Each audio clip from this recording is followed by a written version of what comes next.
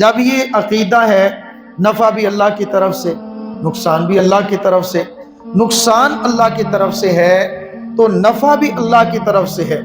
ہم لوگ کیا کرتے ہیں، نفع کو اسباب کی طرف اور نقصان کو اللہ کی طرف۔ نقصان ہو جائے نا بس اللہ کی مرضی، اور نفع ہو پھر اسباب۔ مثال کے طور پہ اگر فصل ہے، فصل اچھی ہو جائے، فصل ہے اچھی ہو جائے۔ آج کل پیچھے یہ منجی اٹھائی ہے، جس کی اچھی ہوئی اس سے پوچھو، سناؤ منجی کیسی رہی؟ بہت زبردست۔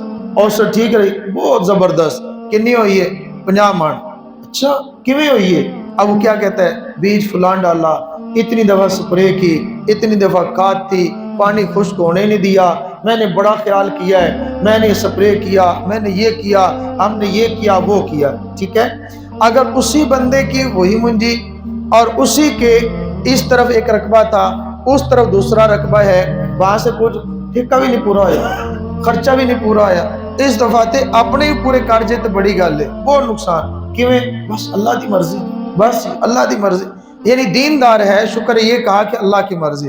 اب اس کو یہ نہیں کیا تو ایسا نہیں ہوا، یہ نہیں کیا تو ایسا نہیں ہوا۔